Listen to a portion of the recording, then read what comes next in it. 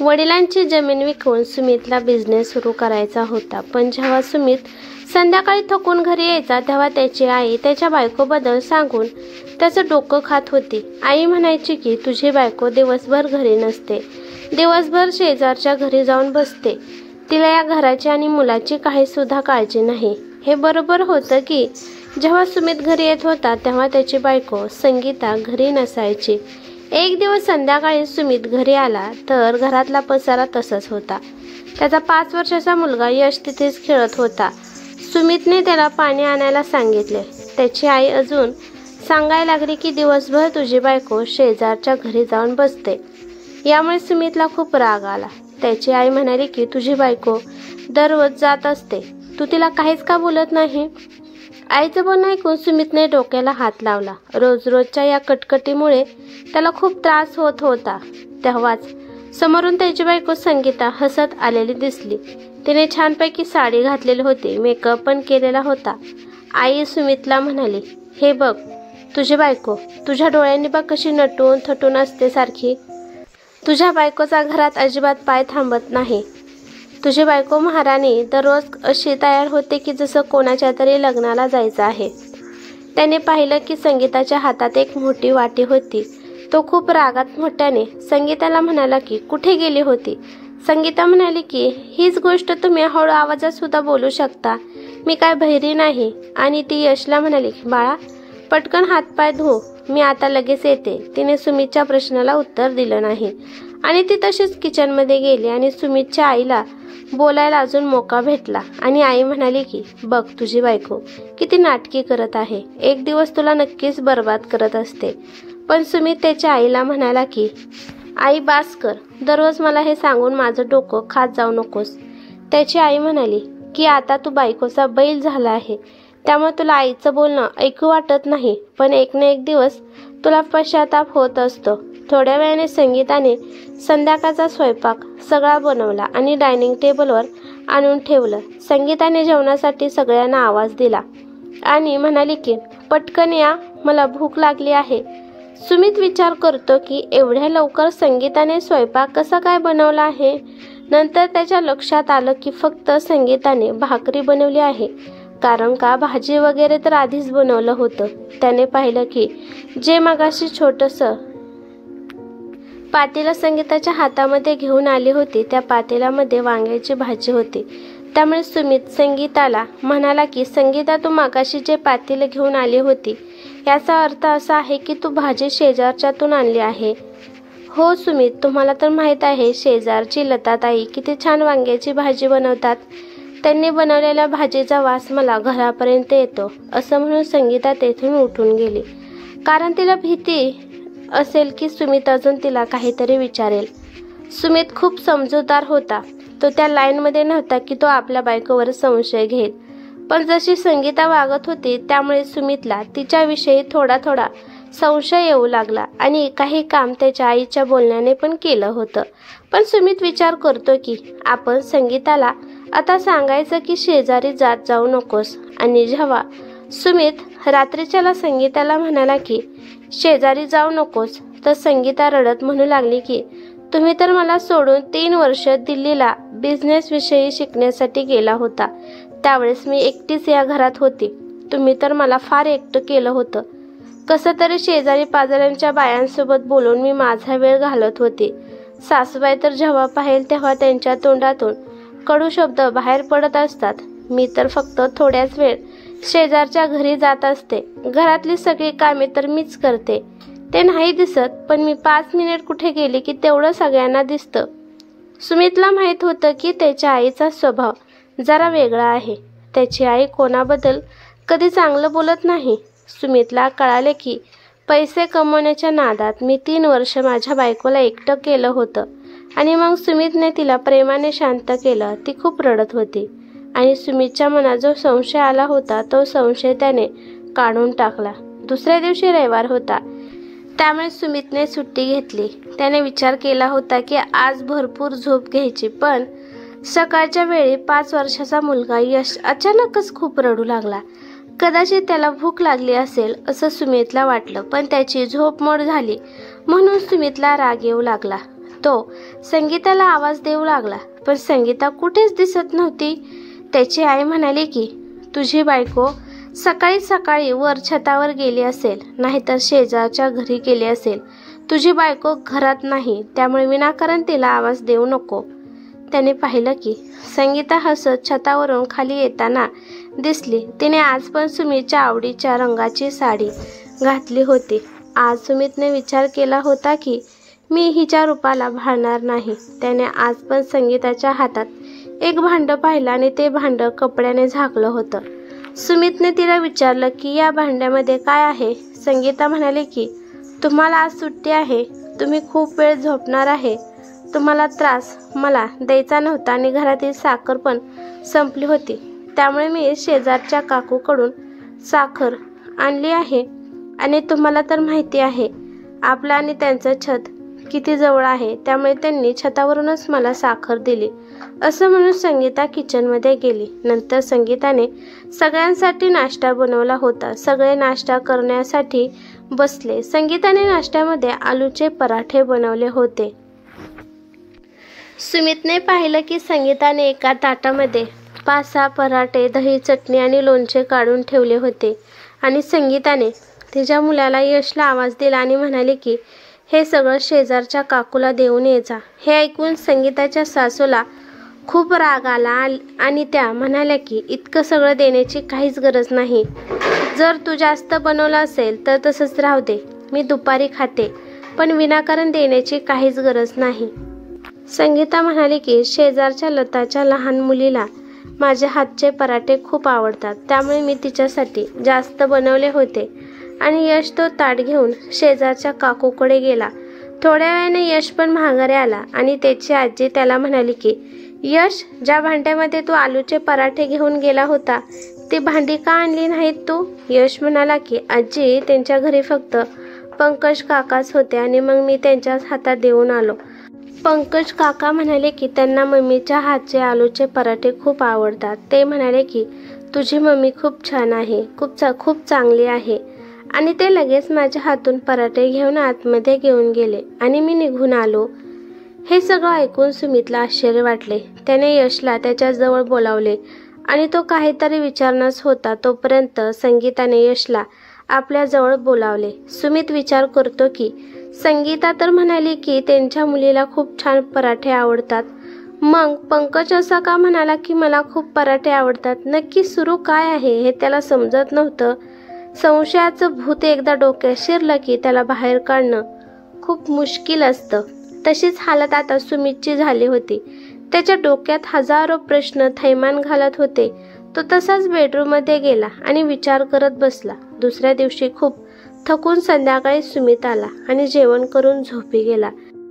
जेव्हा 11 वाजता त्याला जाग आली तेव्हा त्याने पाहिलं की त्याच्या शेजारी संगीता नव्हती. त्याने संगीताला इकडे तिकडे शोधलं, पण त्याला संगीता कुठेच दिसत नव्हती. नंतर तो छतावर गेला तर संगीता कोणासोबत तरी बोलत होती असं वाटत होतं, पण सुमितच्या पायाच्या आवाजाने संगीता सावध झाली. सुमित म्हणाला की एवढ्या रात्री तू वरती काय करत आहे? तर संगीता म्हणाले की तुम्ही खूप आज लवकर झोपला आणि मला खाली खूप गरमी होत होती, त्यामुळे थोड्या हवेत येऊन बसावं असं मन झालं म्हणून आले. पण संगीता हे सगळं सुमितच्या डोळ्यात डोळे घालून बोलत नव्हती. ती त्याच्यापासून काहीतरी लपवत आहे असं सुमितला जाणवू लागलं. दुसऱ्या दिवशी सुमित दुपारच्या वेळेसच घरी आला तर त्याने घराच्या समोर पंकजला पाहिलं. त्याला पाहिल्यावर सुमितला खूप राग आला. सुमित पंकजला काहीतरी म्हणणार होता, पण तोपर्यंत तिथे यश आला आणि यश एक मोठा डबा देत म्हणाला की हे धरा काका. सुमितला वासावरूनच कळाले की त्यामध्ये बिर्याणी होती. पंकज सुमितला म्हणाला की तुमची बायको खूप छान जेवण बनवते, तुमच्या बायकोचं हातचं जेवण खाल्ल्यावर मन खूप खुश होतं असं म्हणून पंकज त्याच्या घरी गेला. परंतु सुमितला इकडे खूप राग आला. तो रागातच आतमध्ये गेला तर त्याने पाहिलं की आतमध्ये त्याचे मामा मामी आले होते. पाहुण्यांच्या समोर पाहून सुमितने त्याचा राग शांत केला. संध्याकाळी सुमितचे मामा मामी माघारी गेले. झोपताना सुमितने संगीताला घर खर्चासाठी काही पैसे दिले. संगीता ते पैसे घेतल्यावर थोड्या वेळाने म्हणाली की मला अजून पैसे पाहिजे आहेत, एवढ्यात घरातला खर्च भागत नाही. सुमित म्हणाला की अगं, दर महिन्याला जेवढे पैसे देत आहे तेवढेच पैसे आहेत तरी पण कसे पुरत नाहीत, नीट मोजून बघ. हो, पैसे तुम्ही तेवढेच दिले आहेत, परंतु मला अजून पैसे पाहिजेत. नाईलाजाने सुमितने अजून तिला पैसे दिले. त्याने पाहिले की 2-3 दिवसापासून संगीता छतावर जात नाही आणि शेजारी पण जात नाही. कदाचित माझा संशय तिच्यावर आला आहे असं तिला वाटत आहे, त्यामुळे ती शांत आहे. दुसऱ्या संध्याकाळी सुमितच्या खोलीमध्ये त्याची आई आली आणि म्हणाली की, सुमित बाळा, तू संगीताला रात्री काही पैसे दिले होते का? हा आई, घरातलं सामान आणण्यासाठी मी तिला रात्री पैसे दिले होते. का, काय झालं? आपल्या शेजारच्या शिंदे काकू दुपारी आल्या होत्या आणि मला म्हणाल्या की तुमचा मुलगा आजकाल खूप कमवू लागला आहे का? मग मी तिला विचारलं, तुम्ही असं का म्हणत आहात? तर त्या म्हणाल्या की मी सकाळी लताच्या घरी गेली होती, तेव्हा तिथे तुमची सून आली होती आणि तिच्या हातात काही पैसे सुद्धा होते आणि तुमच्या सुनेने ते सगळे पैसे गपचिप लताच्या हातात दिले. परंतु माझ्या नजरेपासून ते वाचले नाही, मला सगळे दिसत होतं. त्यामुळे सुमित बाळा, मी तुला विचारत आहे की तू सुनबाईला पैसे दिले होते का? त्याची आई खोलीमधून बाहेर गेली. सुमित विचार करतो की किती मूर्ख बायको आहे. मी एवढं कष्ट करून पैसा कमवत आहे आणि हे पैसे कोणाला पण देत आहे आणि संशय तर आधीच आला होता मला, पण आता तिला चांगला धडा शिकवायचा. त्याने निर्धार केला. सुमित गपचिप संगीताची पर्स पाहतो तर त्यामध्ये 10,000 रुपये कमी असतात. त्यामुळे तो रागात संगीताकडे जातो. संगीता किचनमध्ये काहीतरी काम करत असते.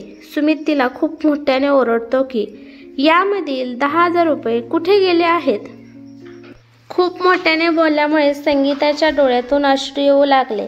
संगीता म्हणाले की तुम्ही माझ्यासोबत असं का बोलत आहात? मी तुला रात्रीच पैसे दिले होते, मग तू त्यातील 10,000 रुपये कुठे ठेवले आहेत? आजकाल मला तुझं वागणं सुद्धा वेगळं वाटत आहे. तो गपचूप कोणासोबत तरी सारखी बोलत असते. सांग, तू मला धोका देत आहे ना? संगीता खूप घाबरते. आता तिच्या चारित्र्यावर तिचा नवरा डाग उडवत होता, त्यामुळे ती स्वतःला सावरते आणि म्हणते की जर तुम्हाला खरं ऐकायचं असेल तर माझ्यासोबत चला. संगीता सुमितचा हात धरून पंकजच्या घरात गेली. घरात सगळं सामान पडलं होतं. सुमितला असं वाटत होतं की कोणाच्या तरी गरिबाच्या घरात आलो आहे. आतमध्ये पाहिलं तर 2 लहान मुले खेळत होती आणि एक गोष्ट सुमितने नोटीस केली की त्या मुलांच्या अंगावरील कपडे त्याच्या मुलाचे म्हणजेच यशचे होते. येताना संगीताने एक ताट सुमितच्या हातात दिलं होतं. जसं त्या मुलाने सुमितच्या हातातलं ते ताट पाहिलं, ते पळत आले आणि त्यांनी सुमितकडून ते ताट घेतलं आणि ते जेवण एवढ्या पटापटा खात होते की जणू त्यांना खूप भूक लागली आहे. सुमित खूप आश्चर्याने त्या मुलांना ते जेवण खाताना पाहत होता. संगीता सुमितला म्हणाली की सुमित, जर या मुलांच्या जागेवर आपला मुलगा यश असता तर? हे बोलणं सुमितच्या हृदयात गेलं आणि त्याच्या हृदयाला पाझर फुटलं. घरातून पंकजची बायको लता आली. ती खूप कमजोर झालेली दिसत होती. खूप दिवस झालं सुमितने तिला पाहिलंच नव्हतं. ती आली आणि हळू आवाजात म्हणाली की सुमित दादा आणि संगीता वहिनी, तुम्ही कधी आला? तुम्ही बसा नाहीत. असं म्हणून तिने दोघांना बसायला लावले. पंकजची बायको लता म्हणाली की सुमित दादा, तुम्ही आज वाट कसं काय चुकला आहात? तुम्ही तर कधी आमच्या घराकडे सुद्धा पाहत नाही, पण माझी संगीता वहिनी नेहमी माझ्याकडे येत असते. ती सांगू लागली की जेव्हापासून पंकजची नोकरी गेली तशी आमची अशी हालत खूपच खराब झाली. लता सांगू लागली की आमच्या घरात खाण्यासाठी सुद्धा आमच्याकडे पैसे नव्हते. आम्ही तर उपाशीपोटी झोपत होतो, पण मुलांना असं भुकेने तडफडताना आम्ही पाहू शकत नव्हतो. पण तुमच्या बायकोने संगीताने आमची खूप मदत केली. तुमच्या घरात बनवलेले पदार्थ ती मुलांना नक्कीच आणून देत होती. कधी कधी साखर, मीठ, तेल सुद्धा संगीता आणून देत होती आणि ते सगळं सामान ती कधी घरी घेऊन किंवा छतावरून आणून देत होती. त्या दिवशी तुम्ही छतावरती आला होता. संगीता माझ्यासोबतच बोलत होते आणि तुम्ही झोपला होता म्हणून संगीता मुलांना जेवण्यासाठी जेवण देत होती. तुम्हाला तिच्यावर संशय आला आहे म्हणून तिने मला सांगितलं होतं. संगीता राशन सुद्धा देत होती. मला कावीळ झाली आहे आणि माझी तब्येत खराब असल्यावर ती स्वयंपाक बनवत होती आणि इथे बनवलेली भाजी मी दिली आहे असं सांगून तुमच्या घरी घेऊन येत होती. तुमचे उपकार कसे फेडू हेच मला समजत नाही. जर संगीताने आमची मदत केली नसती तर आमच्या मुलांचे भुकेने काय हाल झाले असते हे मी सांगू शकत नाही. पंकजने दुसरीकडे खूप कामे पाहिले पण त्याला कामेच भेटत नाहीत. घरातल्या खूप महागड्या वस्तू आम्हाला विकायला लागल्या. मुलांच्या अंगावरचे कपडे सुद्धा संगीताने यशचे आणून दिली आहेत. आणि काल तर तुमच्या बायकोने चक्क मला 10,000 रुपये आणून दिले, कारण घरातली प्रत्येक वस्तू संपून गेली होती. जबरदस्तीने तुमच्या बायकोने माझ्या हातात पैसे दिले आणि मुलांना खाण्यासाठी आणायला सुद्धा सांगितलं. त्या दिवशी पण आलूचे पराठे यशच्या हातून पाठवले होते. ते मुलांना खूप आवडले. आणि पंकजची पण आता टेन्शनमुळे तब्येत खराब होऊ लागली आहे, त्यामुळे त्यांना काम करणं पण मुश्किल झालं आहे. ते जेव्हा ठीक होईल तेव्हाच घरातली हालत पण ठीक होईल. पंकजच्या बायकोचं लताचं बोलणं ऐकून सुमितला आता त्याला लाज वाटू लागली. तो मनाला समजू लागला की आपण किती मोठी चूक केली. आपण आपल्या बायकोवर विनाकारण संशय घेतला. पण माझी बायको तर देवी समान आहे.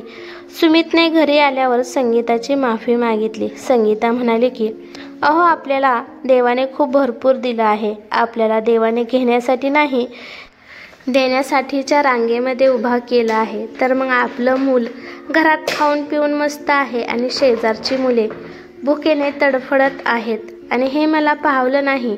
त्यामुळे मी तुमच्या सगळ्यांच्या नकळत त्यांना सगळ्या वस्तू देत होती.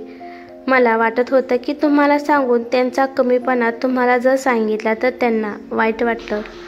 आणि मी दिवसभर त्यांच्या घरी जाऊन बसत नव्हते. फक्त जे काय बनवलं आहे ते छतावरून किंवा घरी जाऊन देत होते आणि नंतर मी घरीच येत होती. पण सासूबाई तुम्हाला एकाचं 2 करून सांगत होत्या. आणि मी घरातल्या पसारा जरी आवरला तरी सासूबाई मुद्दाम पसारा करत होत्या की तुम्ही माझ्यावर ओरडावं, कारण ज्याला गरज आहे त्याला मदत केलीच पाहिजे. आपल्यामुळे कोणाच्या तरी घरी चांगलं होत असेल तर ते केल्याने आपण वाईट होत नाही. आपल्याला जेवढी गरज आहे तेवढी जर सामान आणून दुसऱ्यांची मदत केली तर त्यात वाईट काहीच नाही. आपण फक्त आपलाच विचार करतो. एखादा भुकेला आहे, त्याला आपली गरज आहे, कोणीच विचार करत नाही. या जगात सगळे स्वार्थी बनले आहेत. आज सुमितला आपल्या बायकोबद्दल खूप गर्व वाटत होता. सुमितने प्रेमाने आपल्या बायकोचे हातात घेतले आणि त्याने तिच्या हातावर किस केला आणि म्हणाला की संगीता, मला माफ कर. मी तुझ्यावर विनाकारण संशय घेतला. आजपासून मी तुझी मदत करणार आहे. आपण दोघे मिळून पंकजचं आयुष्य अजून एकदा उभा करू, कोलमडलेलं आयुष्य उभा करू. सुमितने त्याच्याच बिझनेसमध्ये पंकजला एक नोकरी दिली आणि त्यानंतर पंकजच्या घरच्यांना कोणाचीही गरज पडली नाही आणि ते आता आनंदाने राहू लागले. ही कथा कशी वाटली ते मला कमेंट करून नक्की सांगा. कथा आवडली तर लाईक शेअर नक्की करा आणि चॅनलवरती नवीन असाल तर चॅनलला सबस्क्राईब करा. धन्यवाद.